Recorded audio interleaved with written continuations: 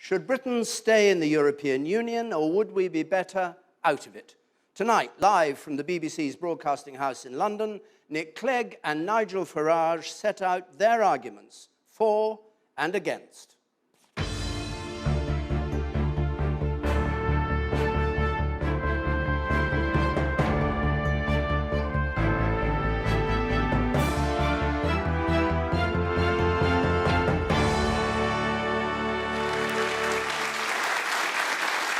Well, welcome, thank you. Welcome to the BBC's Radio Theatre for tonight's live debate on Britain's membership of the European Union between the Deputy Prime Minister and leader of the Liberal Democrats, Nick Clegg, and Nigel Farage, leader of the UK Independence Party. Now, the rules for this debate are fairly simple. Each will make a one-minute opening statement, and they have 1 minute to start off the debate on every topic we cover. And at the end of the hour, another minute each to summarise their position. Questions are going to come from our audience here, who've been chosen to represent both sides of the case, and undecideds as well, or from emails. And neither side, of course, has seen the questions in advance. Now, if you want to join the debate, use the hashtag #EuropeDebate, that's one word, or go to the BBC's webpage, where you can also find scrutiny of the arguments being put forward. bbc.co.uk/politics is the site you need. Nigel Farage and Nick Clegg drew straws to decide who should start, and Nigel Farage drew the short or the long straw, depending on his view. I don't know which, but anyway, he's going to start. Mr. Farage. Thank you. It's 40 years since the BBC debated this great question. The one thing that has remained the same, of course, is David Dimbleby. Well, almost. But apart from that, everything's changed, because in those days we were asked to stay part of a common market. It was all about trade, if you remember. Well, it wasn't true. And we find ourselves today part of a political union. We find most of our laws being made somewhere else. We find it's all rather expensive. And we have open-door immigration. Indeed, if you put to a referendum today, would we join that union? Overwhelmingly, we would say no. And there's now a clear, settled majority opinion in this country which says, look, we're not anti-European. We want to trade with Europe, cooperate with Europe, and get on well with our next-door neighbours. But we don't want a part of political union. There's an obstacle, though, and the obstacle is here tonight in the form of Nick Clegg. It's the career political class and their friends in big business. They want us to keep this status quo, and I want Britain to get up off its knees. Let's govern ourselves again, stand tall, and trade with the world.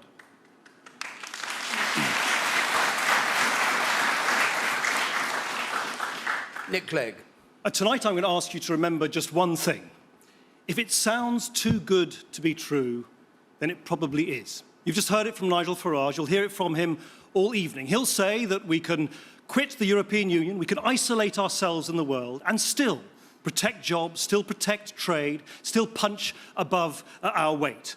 That we can have all the good things of being in Europe without actually being in Europe.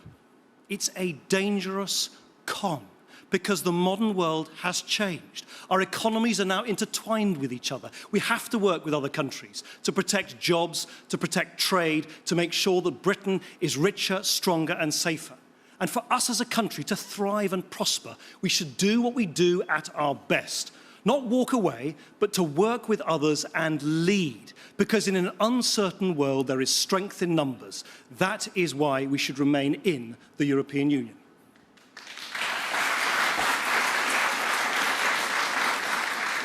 Right, let's go to our first question, which comes from Hannah Lippett.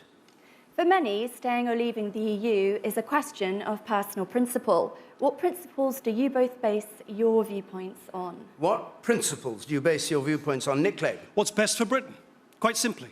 And I just think in this modern world, where there are so many things that we can't do on our own. You can't deal with climate change on your own. You can't go after criminals who cross borders on your own. You can't deal with terrorism on your own. We have to compete to make sure that people invest in our country to create jobs.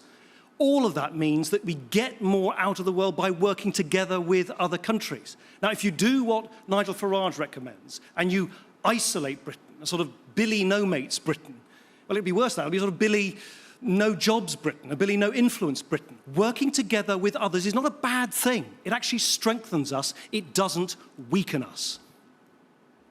Nigel Farage. Hannah, I spent 20 years in business. I'm not a career politician. I got involved in this because I realised with the succession of treaties that we were signing up to, we were giving away our birthright. We were giving away the ability to govern ourselves. And the principle that drives my entire political career is I believe the best people to govern Britain are the British people themselves. And I have to say, democracy matters. Generations before us fought and died to defend it, and you cannot be a democratic, self-governing nation and a member of this political European Union. I don't want to be isolated, Nick, far from it. I want us to trade with Europe and cooperate with Europe. There is nowhere else in the world where you have to be in political union to do business with each other. I want a modern business approach, but one that is based on patriotic values. Let's be an independent United Kingdom, and when we succeed in doing that, I want the rest of Europe to free themselves from the European Union too. Okay. Of course, he says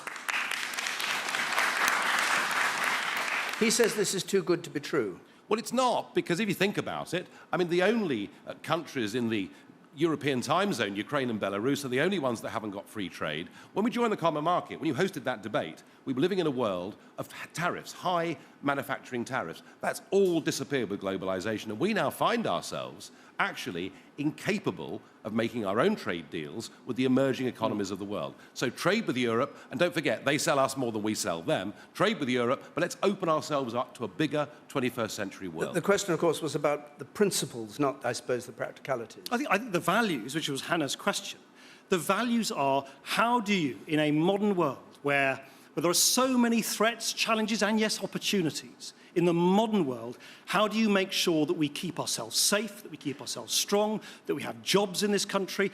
You know, if you don't want to believe me or even Nigel Farage, just listen to the people today who employ 700,000 of our fellow citizens in the burgeoning British car industry. They could not have been clearer.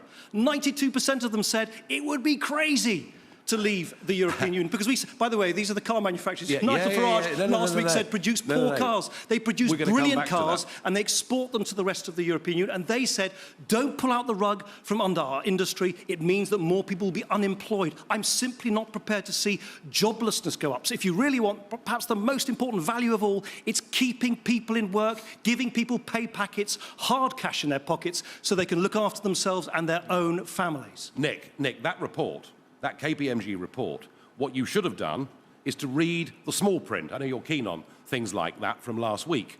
And what the small print said was that actually 62% of the people that were surveyed in that British car manufacturer interview, they want serious reform within the European Union if they're going to stay as members. So far from the top line being true, 2/3 of them are saying, unless we get reform, then the time has come to leave. But how do you reform something if you just simply walk away from it? This is the problem. Time and time again, Nigel Farage has had the opportunity, as have other British MEPs, to stand up for Britain, to vote, for instance, for a cut in the budget, to vote for British business. Tomorrow, there is a vote in the European Parliament, I'm not sure if Nigel Farage is going to vote for it, which would eliminate all the roaming charges that we all face when we go on holiday elsewhere. Just imagine, no more of those extortionate roaming charges when you go on holiday, when you want to send a text, when you want to make a call. That's something he could actually do in Europe, but time and time again, when he has the opportunity to do it, he doesn't. Right, if you want to reform something, you've got to lead within it. Let's not get bogged down too much in the detail of 65% here and the number of rolling these. At this stage, I'm sure you'll have a chance to bog yourself down in detail later if you want to. But I want to take this question from Charles Hudson, please. How can Britain face up to international challenges like Russian intervention in Crimea without the political weight which comes from being part of the European Union? So political weight coming from the European Union. Nigel Farage. By not becoming a political union with an expansionist foreign policy, with an aim to militarise as quickly as they can. Indeed, Baroness Cathy Ashton, the British Commissioner, is pushing very hard for a European Air Force and for a series of drones. And if you actually look at what's happened with the Ukraine, we've had a message that's been sent out now for 10 years, and this is not just the EU. Indeed, David Cameron, Nick Clegg, and I'm afraid Ed Miliband too, have all been saying to the Ukraine, look, why don't you come and join the European Union? While you're at it, why don't you join NATO too? And this is something that has been seen by Putin to be a deeply provocative act. We have given false hope to those Western Ukrainians, and did you see them with their EU flags and their banners? They actually toppled a a democratically elected leader. Yes, I know Ukraine's corrupt, I know he wasn't perfect, but they toppled a leader. And I do not want to be part of an emerging expansionist EU foreign policy. I think it'll be a danger to peace. Nick Clegg. Well, I have to say, listening to that, it seems to me if I'm the leader of the party of in, Nigel Farage is the leader of Putin. And it's just extraordinary that his loathing of the European Union is so all-consuming that he is now seeking to justify and defend the actions of a man, Vladimir Putin, who, Ukraine is one thing. Look what's happening in Syria. He is the only man on the planet who, with one telephone call to President Assad, the most brutal dictator in the world, could actually help bring the participants to that awful, awful conflict to the negotiating table. There are 200 people dying in Syria, being mowed down in Syria, being killed in Syria every single day, and Nigel Farage says he admires the way that Vladimir Putin has played, as if it's a game, the terrible humanitarian catastrophe in Syria. He admires how Vladimir Putin has behaved there. That is why I think Nigel Farage's position is absolutely indefensible. Well, Nick, you, as Deputy Prime Minister, were happy to go and bomb Libya. You did that, and 3.5 years on, the situation in Libya is worse than it was. You were absolutely hell-bent on getting involved militarily in the war in Syria. And I, personally, am delighted we didn't go to war in Syria, and we're not going to get involved, I hope, in military conflict in the Ukraine. The British people have had enough of endless foreign military interventions. The situation in the Ukraine, in Syria, in Libya, these aren't simple black and white issues. And just to assume that if you support the rebels, you're supporting the good guys, frankly, flies in the face of history, and we should not be intervening. And I don't admire Putin. What I said was he'd outwitted and outclassed you all over Syria. I also said I didn't like him as a human being, and I wouldn't want to live in Russia. But what I want us to do, let's not meddle. Let's not meddle. Hang on, just before you go on, you did actually say you admired him. As an operator, the not as a question human was, being. which current world leader do you most admire? As an operator, I would say Putin. Yes, and I then went on to say, David, that as a human being and with what he was doing imprisoning journalists, I did not support the man. Can you just address Nick Clegg's point about Putin could have made one telephone call to Assad and that would have stopped? Well, I think if Putin had not pointed out that the use of sarin gas had not necessarily come from the Assad regime, if he hadn't done that, I suspect the backbench rebels would not have defeated Nigel you, Farage, Nick, in stopping us from going. So you wanted us to go to war again. I'm pleased that your backbenchers voted against you, and Putin, I don't like the man, but Nick he contributed to that debate. Nick Clegg, your turn. Listen, President Assad denied that chemical weapons existed. It now transpires that he had the largest stockpile of these abominable weapons anywhere on the planet. Now, let's be quite clear what Nigel Farage said. He said about Putin, the way he played the whole Syria thing, brilliant, as if it's a game. This isn't some sort of pub bar sort of discussion. This is a serious issue about how we stop the slaughter, the displacement of millions of people, women and children being sexually abused, terrible violence on an unimaginable scale, and all that Nigel Farage can say, all he can say is he's played it brilliantly. This is an issue where, quite rightly, we in Britain, because we see this devastating humanitarian crisis on our television screens, we want to work with others to do something about it. Nigel Farage doesn't want to work with the Americans, he doesn't want to work with the rest of Europe, he only wants to side with Vladimir Putin, who's the only man, as I say, with one telephone call, who could bring this bloody conflict to an end. So, Nick Clegg, Nick Clegg, can you come back to the question that Charles Hudson asked then? In what sense do we have political weight from being part of the European Union? And to what success in the Ukraine or Syria do you point that justifies it? Look, we are part, in the European Union, Charles asked the question, of what is the world's largest economy, right? 500 million people, shoppers, who can buy our goods, who can buy our services. But they don't only buy our goods and services, and contrary to what you just heard from Nigel Farage, we export 50% of the things we produce to the European Union. They only export 8% to us. But crucially, they also buy and sell as an economic superpower in this part of the world from Ukraine, from Russia, from the Middle East, from other parts of many countries in our neck of the woods. So we have huge economic clout, which of course Vladimir Putin, which of course people in the Middle East will listen to. We don't have that if we were simply to isolate ourselves and cut ourselves off from our own European neighbours. Look, I think you misunderstand. The whole point of this debate is 40 years on. 40 years ago, it was a common market. Now it's a European Union that wants an air force, an army, a navy, and wants to militarily intervene. Indeed, one of your own senior MEPs wanted missile strikes to be launched against Syria until, you were beaten in the House of Commons. This country, Nick, has had enough of getting involved in endless foreign wars. But these are dangerous. Whether it's you doing it or anybody else doing it, and there is no evidence, hang on, there is no evidence that our military intervention in these countries is making life better. As I say, with you as Deputy Prime Minister, that's not the question. With you as Deputy Prime Minister, we bombed Libya, and it's worse now than it was then. And the answer to Charles's question is, I don't want to be part of a European foreign policy. The problem... But this is a dangerous fantasy. The idea that there's going to be a European Air Force, a European army, it is simply not true. The problem with people like Nigel Farage is they swing at windmills. They see conspiracies everywhere. I wouldn't be surprised if Nigel Farage soon tells us that the moon landing was a fake, that Barack Obama isn't American, that Elvis isn't dead.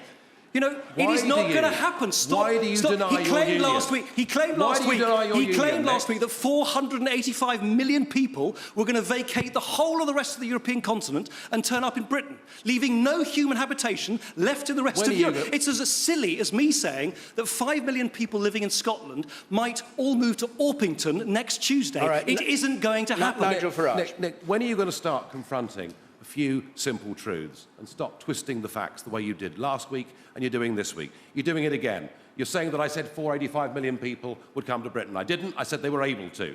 You came up with the most twisted trade figure I've ever heard. And last week you even said, you tried to tell the British people that only 7% of our national laws emanate in the European Union. That is true. I thought you believed in the European project. You and I both know that the whole point of the Constitution, which you supported, was to make the European Union an economic and a military superpower. No. And now you deny the fact they're trying to build a European Air Force. It is a dangerous fantasy. It's about... Well, you keep using this word fantasy. Well, it is a fantasy. Why are you just denying? not true. I thought you were here to defend the European Union. No, they want an army, navy, and air force. I also want to explain the truth and the reality, but it's rather not than true, this fantasy world which you keep talking about, which simply doesn't exist. It's saying that, I only said 485 people are entitled to move here. It's like me saying, well, 5 million Scottish people are entitled to move to Orpington. It's not going to happen. OK, we've got to move on. Can I just ask you one point, something you said a moment ago? I just want to clarify what you said, if that's the right way to put it. You said that a Democrat in Ukraine was overthrown, suggesting that you weren't on the side of the demonstrations against Yanukovych. What was your view about the shooting by snipers of the demonstrators? Look, I don't want to... David, my whole point is that the situation in these countries is deeply complex. There is no evidence that our intervening will make them better. I don't want us to get involved. It's not our business. We can't make it better. That's the point I'm trying to make. Now, let's go on. We'll move on, I think, next to immigration, which is a key part, of course, of EU membership, the free movement of people, which means citizens of member states are free, as they were talking about a moment ago, to live and work in other EU countries. Kerry Francis has our first question on this subject. Kerry Francis, please. Although I believe immigration is essential to all European countries' economies, I do think it needs to be controlled, and I'm concerned the UK's infrastructure can't cope with the current high levels. How would you address that? Concerned that the UK's infrastructure can't cope with present levels. Nick Clegg. I think you're right, Kerry, to make sure, to highlight that we need to make sure that as people move into this country, and indeed as they move out, about 1.5 million people from elsewhere in the European Union have come to our country since 2004. About half of those have gone back home. There are about 1.5 million Brits elsewhere in the European Union. So there are people moving in and out. You need to make sure, as you say, that the checks we've got in place, the infrastructure we've got in place, the support for our public services is in place. That's one of the reasons, for instance, that we're changing and have changed dramatically in this coalition government the benefit rules. So people can't just turn up and claim benefits, no questions asked, no strings attached on the first day that they arrive. It's why I think we should reinstate the exit checks that were taken away by previous governments so we can count people out just as well as counting people in.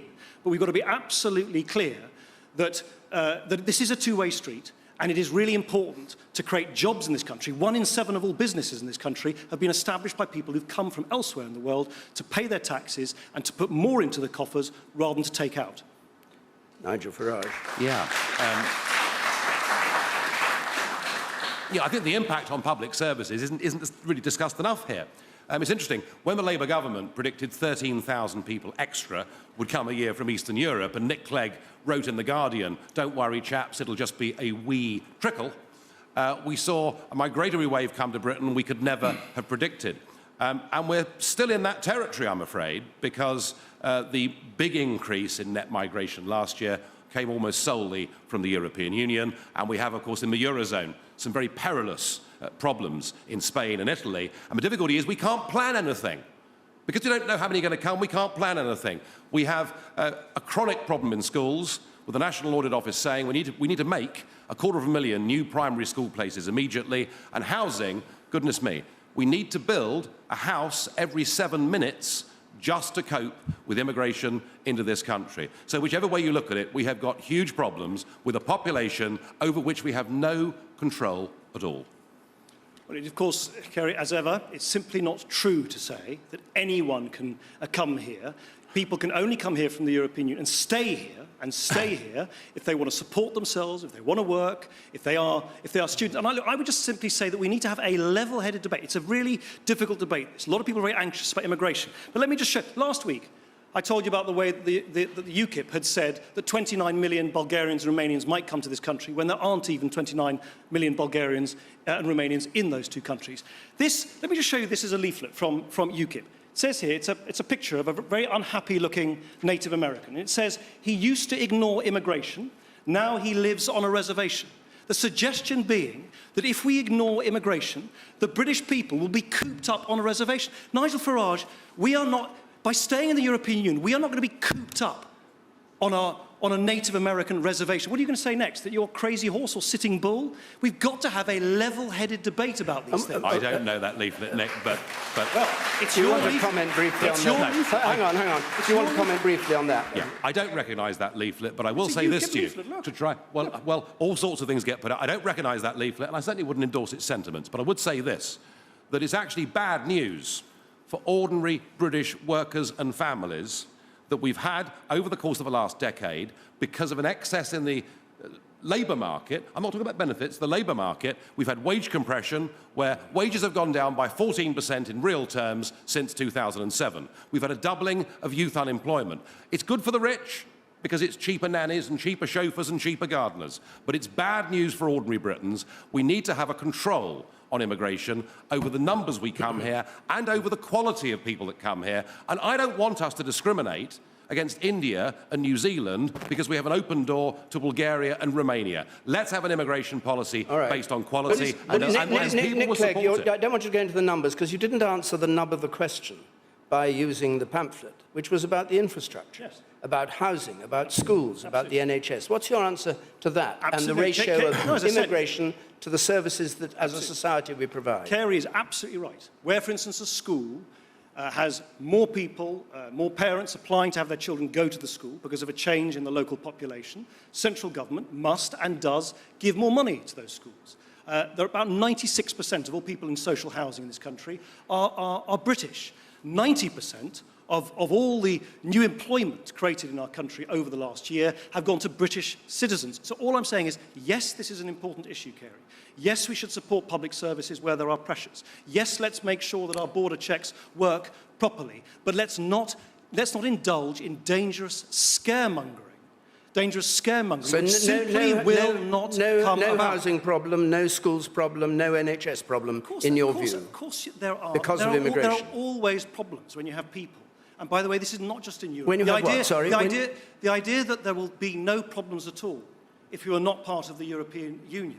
There are countries on the other side of the planet where people move from one country to the other. You can't simply wish away the fact that people down the centuries have moved from one country to the next. What you need to make sure is that people play by the rules, they don't exploit our generosity through benefits, we support public services, and we make sure that we create jobs in our country which go to the many British people who need them. Nigel Farage. I'm sorry, Nick. The whole point is we have no idea how many people are coming here from the European Union next year, the year after, or the year after that, because, and I repeat, unconditionally, we have an open door to 485 million people, and many of them, and I feel sorry for them, because they're living in poor former communist countries, and others who took up the ideas of people like yourself and stupidly joined the euro, are now finding themselves forced into poverty, and I fear there is going to be a very big migratory wave from the Mediterranean into Britain over the next few years. Indeed, there was a report out this morning from Migration Watch that said even at current numbers, we've got to build a new city the size of Manchester to cope with immigration over the next 4 to 5 years. And what I want is us to get back control of our borders and be selective the about population who of comes Manchester here. is just an interesting thing. You've heard it again. More dangerous scaremongering. The population of Manchester, of Greater Manchester, is 2.7 million. It is a nonsense, this idea that 2.7 million people are going to come from here. Only 1.5 million have come since 2004, Kerry, and half of those have gone back home. Pause a moment, because I said we had 2 questions on immigration, and this is the second one from Simon Locke, which, which came into our website. Do you consider the social impact of unlimited EU immigration to be positive, or has it caused a damaging element of cultural segregation? Nigel Farage. It's interesting because so often the debate on immigration is framed in terms of economics. You know, one side claims it's a net benefit to the economy, and the other side claims, actually, it's costing us money because we're having to pay for primary school places. But I think the real impact and the real upset up and down this country, the shock, if you like, is that immigration on this scale has changed fundamentally the communities, not just of London, but actually of every city and every market town in this country. And it's happened rapidly over the course of the last few years. It's led to increasing segregation in our towns and cities, which for a country that has always had a great record of racial harmony and integration is bad news. But worst of all, what it's done socially, it has left, I'm afraid, a white working class, and yes, I know educationally, many have not done as well as we would like, but it's left a white working class effectively as an underclass, and that, I think, is a disaster for our society. I think this really does get down to the sort of nub of it, Simon's question, because it is actually about our, Nigel Farage and mine, conflicting attitudes towards modern Britain. Of course there are problems in some parts of the country where you get a big change in the local population, but on the whole, Nigel Farage says he basically doesn't like modern Britain. I love the diversity and the compassion and the outward-facing values of modern Britain. And I think we should be celebrating that, not denigrating it, and not trying to sort of turn the clock back. Not turning the clock back on this issue, not turning the clock back, as Nigel Farage has done by saying that people who are gay are not allowed to get married, not turning the clock back on women's rights. Nigel Farage has said that women are worth far less in the workplace if they want to have children, not turning the clock back by saying that climate change is some conspiracy. Let's go with a grain of what modern Britain is, not pretend that we somehow can turn the clock back to some 19th century bygone age which simply doesn't exist anymore. But Nick, it is the duty of government to make sure that its own citizens have got the best chance for advancement that is possible. I mentioned the white working class. I could, of course, in London, have mentioned the Afro-Caribbean community, 50% of whose youngsters are currently unemployed. I mean, I can understand why big business supports you, because what you've done is given us a cheap labour economy. Small businesses. Now, that's been very good for big business, been very good for rich people to take on servants, but it has not been good for the people at the bottom of society. And we need to find a way to give people at the bottom of society and to give our young people jobs. And we will not do that with an open-door immigration policy to southern and eastern Europe. It's all very well. And that is about putting Britain and British people first. No, it's all very well. It's all very well for Nigel Farage to sort of pontificate from the sidelines of his taxpayer-funded job in Brussels. This government has had to sort out the biggest mess in our economy in a generation. We've created 1.6 million jobs. 90% of new employment over the last year has gone to British people. We're giving people huge tax cuts by raising the point at which you start paying income tax. We've expanded apprenticeships for young British people who need to get into work on a scale never seen before. That's the kind of, that's real solutions for the world in the way that it is, not fantasy solutions for a world that doesn't exist anymore. What about the argument that the white working class has been left behind, which Nigel Farage made? I think you always have a problem in a fast-moving world, in an economy which changes. You particularly have a problem where people's skills are no longer needed because technology moves far, because investors need new things. That's why what we need to do is expand apprenticeships, expand training, make sure that people who do come here, for instance, speak the language. I agree, we must make sure How are you going to do that? that would be against European Union rules. You can't do that. You haven't got this power. Yes, you we haven't do. got this control. Yes, we do. I would be all for, Nick, Yes, we an do. immigration policy based on people speaking English, having skills, and being law-abiding citizens. We do not have that Yes, we power do. as members of the European Union, Yes. and that's the truth of it. Well, Right. Nigel, are you done on that? 'Cause we'll move on if you are. 'Cause, yeah? Yeah. Just a word, 'cause we're sort of halfway through. You can join in this debate by tweeting your thoughts using the hashtag Europe Debate, one word, or go to the BBC's live webpage at bbc.co.uk/politics. Right, now, we come to one of the biggest issues, perhaps, of the European Union, with which we've touched on it, but it's about the economy and the effect on the economy. And Jeremy Nicholson is here with a question on that. Jeremy Nicholson. I work for manufacturing industries who want to remain as part of a single European market, but their competitiveness is being undermined by costly environment, climate, energy and social regulations. Can the EU reform itself in these areas without Britain threatening to withdraw?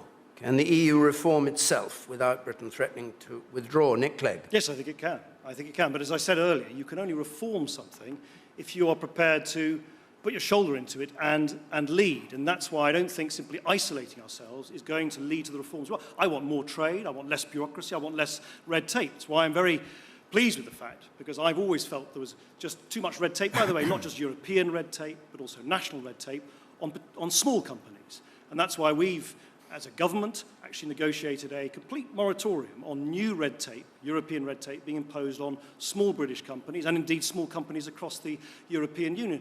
We need to go further. It's why I want to see us complete these big trade talks with America, for instance, which would be worth over £400 to every single individual in this country. It would be worth billions of pounds for the European Union as a whole and for British business. But you only measure up, you only have the clout to negotiate on an equal footing with a big economic superpower like the United States if you're prepared to be part of an economic superpower on this side of the Atlantic. Simply hovering somewhere in the middle, in the mid-Atlantic, neither one side or the other is going to help British business in the end. The answer is no. I see no prospect of the European Union changing its environmental policies. The belief in Brussels that global warming is happening is absolute. Now, whether they're right or not is actually irrelevant, because what Europe has done is declared unilateralism. We will unilaterally make sure that every consumer has expensive electricity, and we'll make it as difficult as possible for our manufacturing industries to survive. Think about this country. You know, we are responsible for something under 2% of the world's global CO2 emissions.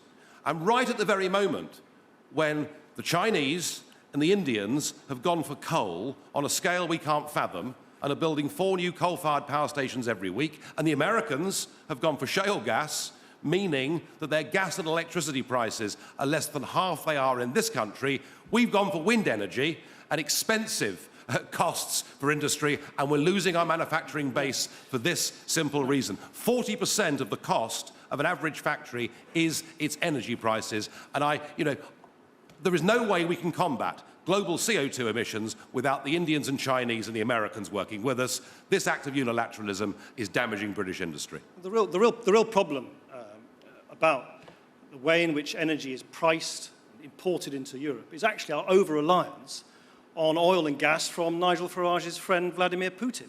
That's the problem, is that there are too many European countries who are only importing oil and gas from Russia. That means we basically have our energy policy set by other people. It means there's great volatility in the prices. That's why I think we need to have actually closer cooperation between European countries. The national grid in this country, for instance, has estimated that if we build new interconnectors between ourselves and our European neighbours, we could reduce the cost of energy in this country by 13%. No. That is a major saving. This idea that we can be completely isolated on the one hand and then have Europe over-dependent on Russian and oil and gas is somehow a solution to our long-term needs. Never mind the need to deal with climate change, is a complete and dangerous fantasy. It's interesting, Nick, you didn't tackle wind energy, did you? Wind energy, renewable energy. I notice that many of our leading politicians have family members who are or have been associated with the wind energy industry. It's very, very good for rich people. Very good indeed. If you're a landowner and you get £1,000 a day for just putting wind turbines on your land, isn't that great? And the fact is we've committed ourselves to something that has made the rich richer, the poor poorer, has not actually helped the environment at all, and is putting British industry, aluminium smelting, steel making, cement making, it's leaving our shores and going to other parts of the world that don't abide with these rules, Nigel, and it's bad for Britain. What steps would you take about climate change if you were outside the EU? What would you like to see happen in Britain? Well, I think that in terms of energy production, clearly nuclear energy is the carbon-free way of providing electricity. But it takes a long time to get nuclear going. And I want cheap energy, Nick. And I'll tell you what, in the northwest of England, we are sitting on a shale gas field that is absolutely huge. If we do what the Americans have done, we can bring down the price of energy by nearly 50%. And I would say, let's not look a gift horse in the mouth. Scrap wind energy, scrap the subsidies, scrap the money for the rich landowners. Let's get fracking in the short term, and let's make sure we can give industry and ordinary people value for money. Okay. Nick, I'm going to move on because I'm trying to keep an even balance between the two of you, and you slightly have the edge in, I was going to say verbosity, I don't mean that. I mean you've spoken a bit more than Mr. Farage has so far. So let's go to this question from Natalie Towers, please. What would the effects be on the UK's bargaining position in trade negotiations if we were no longer a part of the EU? That's one for you to start on, Nigel Farage. Very interesting, actually. One of the things that's been sold right from the start is we have to be part of a big club to have clout. That's the word Nick uses, to have clout on the world stage in trade. Do you know, when the World Trade Organization meets to discuss global trade, the British representative is not allowed to speak. And there have been occasions on which the British representative has been asked to leave the room whilst Guatemala and everybody else are allowed to be there. We have given away our ability to make our own trade deals with the rest of the world.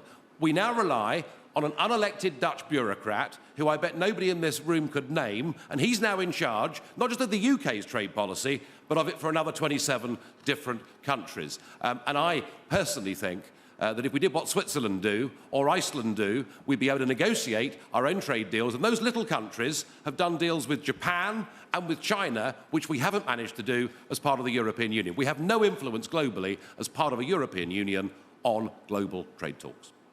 Natalie, where are you? I couldn't... there you go. Natalie, I think it would be very detrimental indeed to the United Kingdom, to us, if we were to seek to renegotiate the 50 trade agreements that we have by way of our membership of the European Union.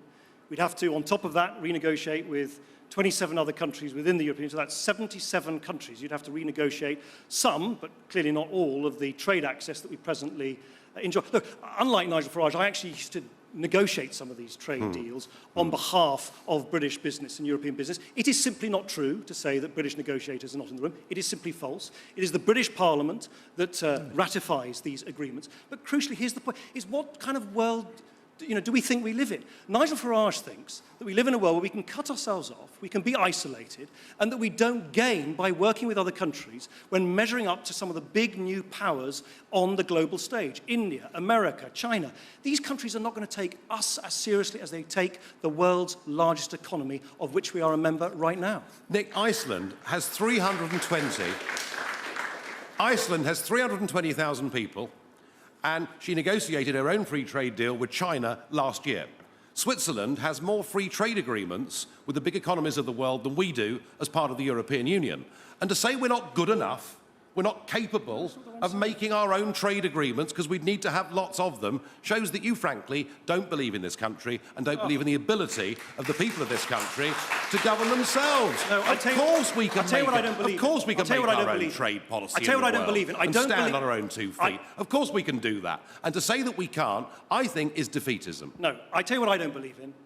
I don't believe in the dishonesty in saying to the British people that we can turn the clock back. What next? No, we're going Are you going to say we should return to the gold standard? No, we're going or a pre-decimal currency? This is the 21st century. Or maybe get W.G. Grace to open the batting for England again. This is the 21st century. Yeah. It's not the 19th century. Now, Nigel Farage, I've heard this many, many times, and you'll hear it this evening, says that we should be like Switzerland or Norway. Let's just think about that for a minute. Switzerland and Norway have to pay into the European Union coffers.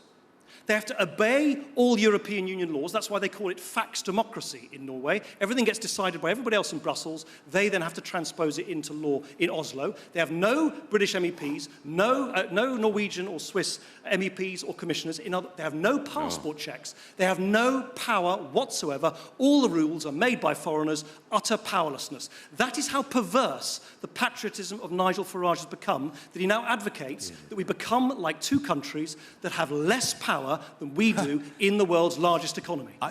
Nick, you talk about modernity. You are advocating the continued membership of a customs union. It is the only customs union of any size that exists in the whole world. It is a 19th century concept based on building a club and protecting yourself against the rest of the world. It is not fit for purpose in the 21st century, and that's why people with real experience of economics and from a standpoint of total independence like Nigel Lawson say we now need to get rid of this outdated model and move into the modern world. The European model is outdated, crumbling and failing. We deserve something much, much better than that. What do you make of the argument? What do you make of the argument that Nick put, that these countries that have these relationships appear to be outside the EU but have a trading relationship, in effect have to do what they're told by the EU without having any voice at all within the EU? Well, Mexico has a trade deal with the European Union, and if Mexico sells You weren't citing Mexico, you were citing Iceland and Switzerland. Well, in fact, he was citing Norway and Switzerland. Both Norway and Switzerland sell about 75% of their overseas goods to European Union countries. To maintain free markets and to avoid an argument, they pay a small subscription. Their goods... Freedom of movement? Freedom of movement? Well, that's up to them, and the Swiss have recently voted, of course, to potentially change that or end that. But the Norwegians have freedom of movement, David, is that correct or not? If we sell goods to North America, Yep. we have to conform to the standards of North America without having a direct say over the regulations in North America. Wherever you trade in the world, if we sell motor cars to America, they have to be with the steering wheels on the other side. That's just the way that it is. But what people who buy and sell products do is they adapt. All right. It's called business. All right, we'll go on. And this is a question that was sent in by email. It's come from Anne Turner.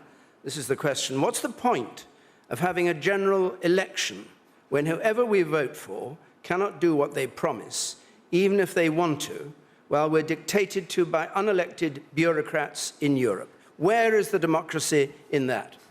Nick Clegg.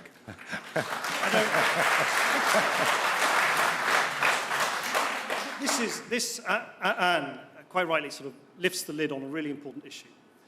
Nigel Farage says we must take power back. I say, by being isolated, by cutting ourselves off, by making us less powerful, we will have less influence over the world in which we inhabit. The reality is, we can't change it, that we live in a world in which climate change crosses borders, which criminals cross borders, in which terrorism crosses borders, in which there are challenges and opportunities which we deal with better together than if we are apart. It's actually, fun enough, if in a slightly different context, an argument we're now having about whether Scotland should remain part of the family of nations in the United Kingdom.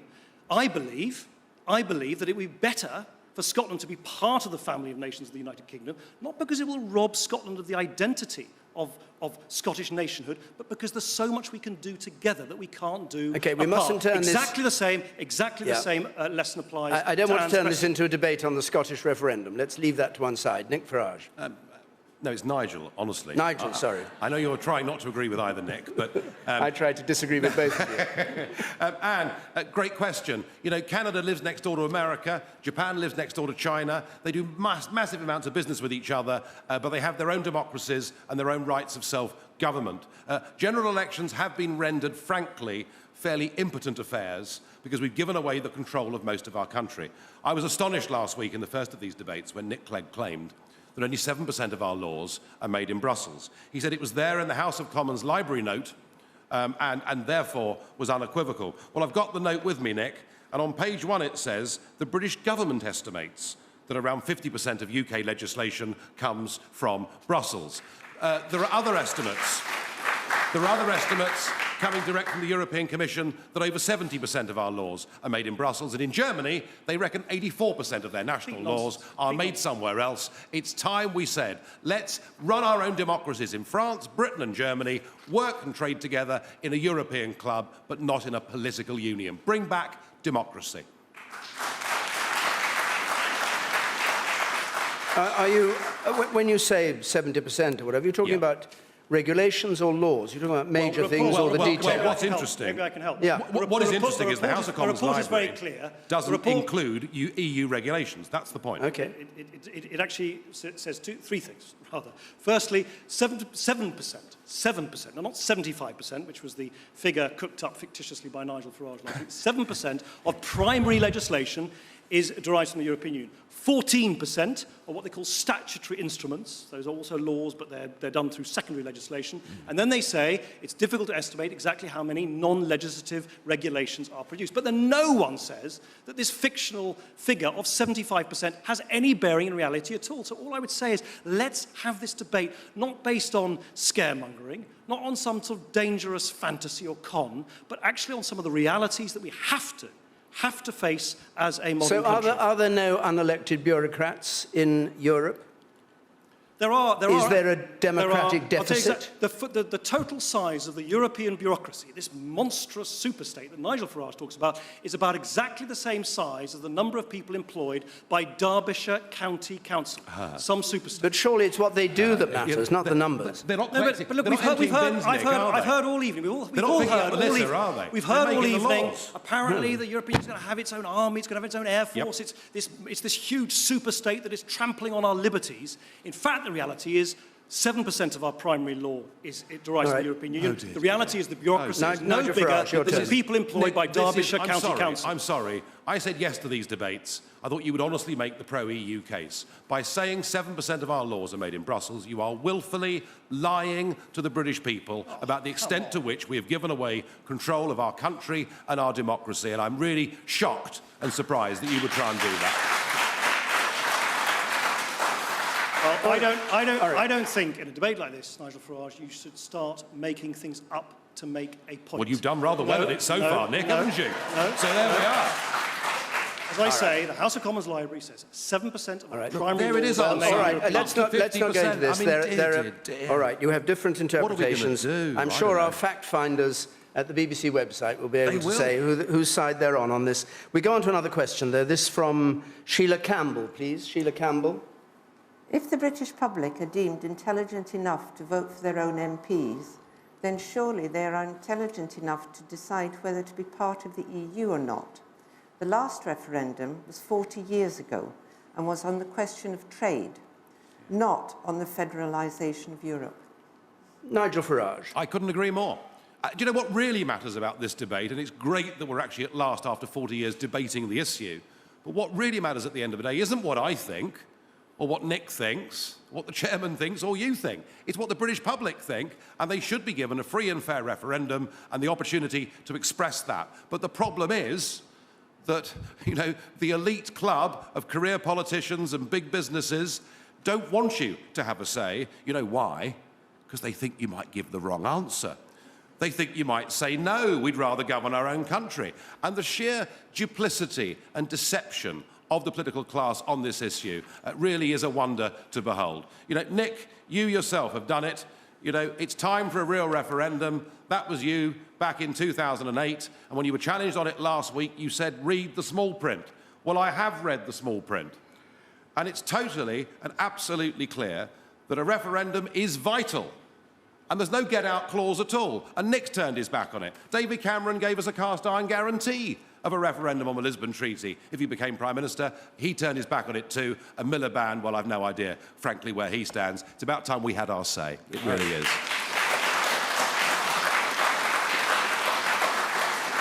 Nick Clegg. Sheila, my opinion hasn't changed over many, many years, including in 2008, when we, as a country, were asked to give up new powers to the European Union.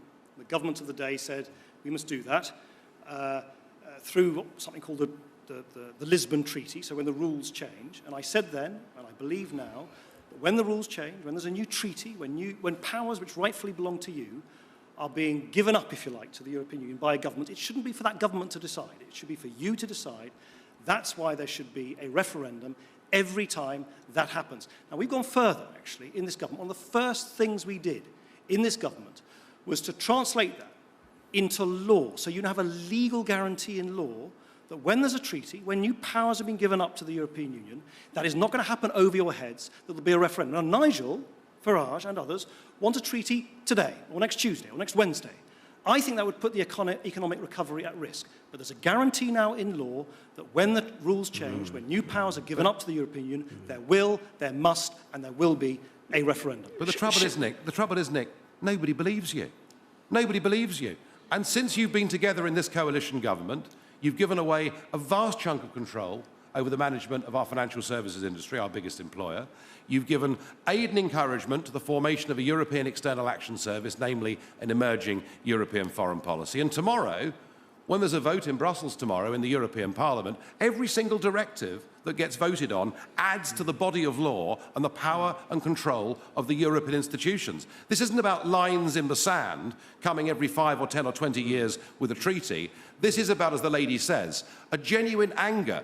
An anger amongst the over 57s, many of whom voted for, I'm not suggesting you are for a moment, by the way, but you know, anger that they voted as my mum and dad did for a common market but turned out to be something different. And the majority of us, you know, and I'm 50 tomorrow, so I'm hardly young, who've never even had the chance to express an opinion, and we want to do it now. Nick Clegg, can I ask you something coming out of what you said? And the questioner, Sheila Campbell, said, we last had a referendum 40 years ago.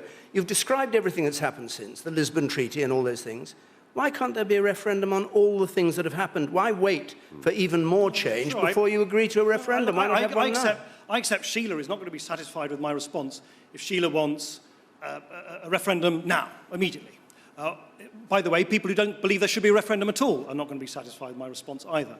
I've been very clear, I've had the same view all the time, that in a parliamentary democracy such as ours, you don't have a referendum every time there's a little tweak or change or an amendment. Right then, wasn't it? No, because in 2008, when that leaflet was issued, let's be absolutely clear, we were being asked as a country to ratify something called the Lisbon Treaty. It was a big rewriting of the rules. That is when you should have a referendum. I think if we were to have a referendum right now or next week, I think given that we're at such a delicate stage of our economic recovery, which is so important, I think that would be put at peril. I'm not prepared to do that, but we've put into law the guarantee there'll be a referendum when the rules change again. Hold on, we must move on. We've got time for just one more question, which I'd like to fit in. It's from Clive Hamilton, please. Clive Hamilton. What will the EU be like in 10 years? What will the EU be like in 10 years? Nick Clegg? I think it'll be very... Where are you, Clive? There you go. I suspect it'll be quite similar to what it is now. I think if you look at the history of the European Union, the main achievement has been this creation of what people call the single market. By the way, a creation of Margaret Thatcher, Nigel Farage's great heroine. It created this huge marketplace of 500 million people who buy our goods, who trade completely unhindered by endless rules. And I think that will remain the absolute heart of the European Union. And the fact that over 3 million, some people estimate over 4 million jobs in our country are linked to our presence in that huge economy, I think that is incredibly important to us. That's why I think at the end of the day, the most important reason for us to remain in the European Union is jobs, jobs, jobs. And I think that'll be the case in 10 years' time, just as it is now. All right. Nigel Farage, what will the EU be like? The good news is, the most upbeat point of the night is that in 10 years' time, we won't be members of the European Union. We will have had our referendum. We will have got our democracy back. And I hope, and cross my fingers, particularly for the sake of those people trapped in that idiotic Eurozone down in the Mediterranean, I hope that by Britain's example of breaking free of political union, of showing we can trade and cooperate and be friends with our neighbours without signing away to the European Commission and others our hard-won freedoms and birthright, I hope by example that the rest of Europe will follow us too. We live in a Europe of democratic nation states that trade together. We will not ever go to war together. And that'll be a far better way than, frankly, this trap that so many of those countries stuck in the Eurozone now find themselves in. I want the EU to end, but I want it to end democratically. If it doesn't end democratically, I'm afraid it will end very unpleasantly. Sorry, what do you mean by very unpleasantly? Well, we already, David, in some countries are beginning to see the rise of worrying political extremism. There is a neo-Nazi party in Greece that looks certain to win seats in the European Parliament. We see in Madrid, we see in Athens, very large protests, tens of thousands of people, a lot of violence. If you take away from people their ability through the ballot box to change their futures because they've given away control of everything to somebody else, then I'm afraid they tend to resort to unpleasant means, and that's my big worry. Nigel Farage has been a Euro politician, paid for by you in Brussels for 15 years now, and year in, year out, I actually got elected as a Euro MP on the same day as Nigel Farage. I've heard the same thing now for a decade and a half. The world's going to come to an end, the European Union must come to an end, everything's going to fall to bits. It hasn't happened. There are huge difficulties in the Eurozone, but the idea that it is somehow a good thing for Britain or a good thing for Europe to want to see it to fall apart, to perhaps even predict, as Nigel Farage has just done, that they'll do so with violence on the streets across Europe, and at the same time, to side with Vladimir Putin on some of the biggest issues, rather than our own country, than the European democracy we work together with. I just think it's a huge difference in priorities. I think we should be making the best of our membership of the European Union, not always seeking to destroy the things we've achieved together with other countries. Well, Nick, I would just say this to you, that had we taken your advice as recently as 2009 and ditched the pound and joined the euro, we may well find ourselves in a similar position to one or two of those Mediterranean countries, and you may have a strong conviction and passion for the European project, but frankly, when it comes to the euro and immigration and the effect on ordinary people's lives, you've been proved wrong again and again and again.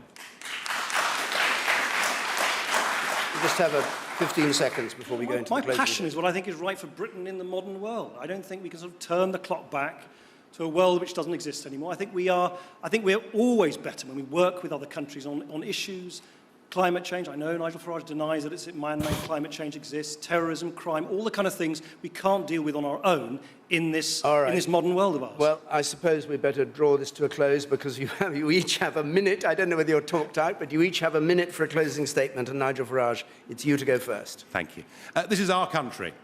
It is a very good country. It is a country that actually developed the principle of parliamentary democracy.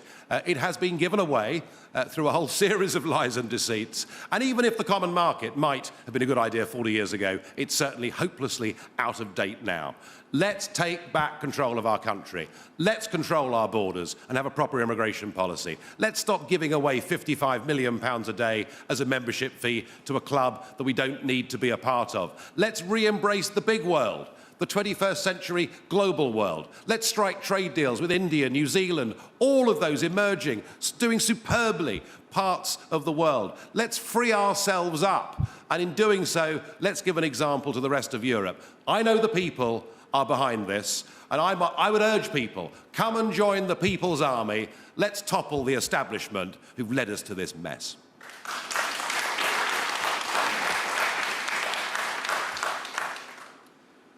So it's time for you to choose. There are people like Nigel Farage who shun the modern world, want to turn the clock back to a world where it was all so much more simple. I don't know, Britain had the empire, women knew their place and stayed at home, people who were gay were not allowed to get married, where we didn't have to deal with complicated things like climate change. And then there are those of us who believe and love modern Britain as it is today, compassionate, diverse, outward-facing, who understand that there are complexities and challenges in the modern world, but who also understand that by working with other countries, we deal with those challenges and we make Britain richer, stronger, and safer. In short, real remedies for the way that the world is today, not dangerous fantasies about a bygone world that no longer exists. And that is why I'm going to do everything I can to make sure that we remain part of the European Union, because that is how we protect the Britain that we love.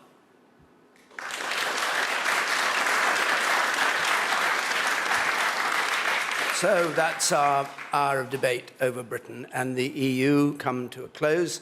Useful debate, I hope. I don't know whether it made things any clearer or not, but it's very interesting to hear the arguments put this way, for and against. For reaction and analysis, by the way, to what you've been hearing over the past hour, you can tune into the BBC's news channel. But for me, it's my thanks, and I'll get their Christian names right this time, to Nick Clegg and to Nigel Farage, and to the audience for coming here to the BBC's Radio Theatre, and of course to you who've watched it at home. I hope you found it stimulating, enjoyable, and certainly controversial. Good night.